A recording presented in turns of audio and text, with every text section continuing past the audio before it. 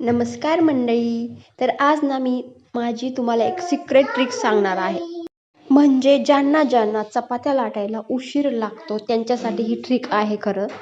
मलाही नवीन नवीन इतका उशीर लागायचा की मला पहिली चपाती भाजूस तर खालची चपाती काय होतच नव्हती. मला एक आधी भाजून घ्यावी लागायची आणि नंतर मग दुसरी लाटायला सुरुवात करायला लागायची.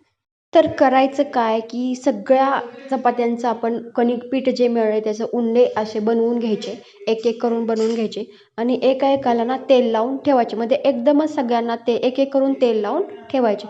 जेणेकरून काय होतं की आपल्याला तव्यात टाकलेली चपाती भाजूस तर खालची चपाती आपली रेडी होते आणि आपल्या चपात्या पण पटपट होतात. तसेच आपला एक्स्ट्राचा गॅसही वाचतो. माझी आई तर मला खूप ओरडायची जेव्हा मी लग्नाच्या आधी चपात्या करायची की माझ्याकडून गॅस वगैरे खूप वेस्ट जायचा. त्यामुळे पण आता तर मी ना हेच असं करते, सगळे उंडे करते, तेल लावून घेते मस्त आणि मग पटापट लाटते. आणि खरंच अशा ना चपात्या खरंच खूप पटपट आवडतात.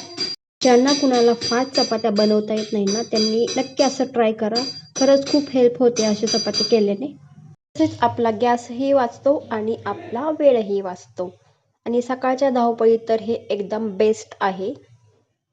मी पण पटपट पटपट अशा चपात्या लाटून घेते आणि इथं बघा कशाच पटपट चपात्या लाटून घेतल्यात मी. माझी तव्यातली चपाती भाजून होते की नाही तोपर्यंत माझी ही खालची चपाती लाटून पण होत होती आणि एक एक करून मी इथं सगळ्या चपात्या माझ्या लाटून घेतल्या आणि त्या भाजून पण घेतल्या आणि त्या इतक्या फुगत पण होत्या छान टम्म अशा लुसलुशीत झाल्या होत्या सगळ्या चपात्या.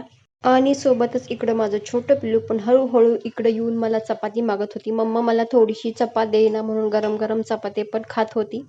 मस्त तिला आवडते गरम गरम अशी लुसलुशीत चपाती खायला. लहान मुलांना हातात दिली की ते बरोबर खातात, थोडी थोडी का होईना खातात म्हणजे.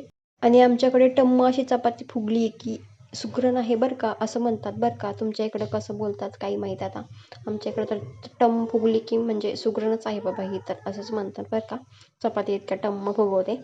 तर मी इकडं कोबीची भाजी बनवली होती माझ्या बाळाला. अशी मिठाची भाजी आवडते कोबीची आणि इकडं तिला मी खायला पण दिली होती आणि ती मला सांगत होती छान झाली मम्मा भाजी. आणि नंतर मला बनवायचा आता ठेचा. ठेचा संपला होता.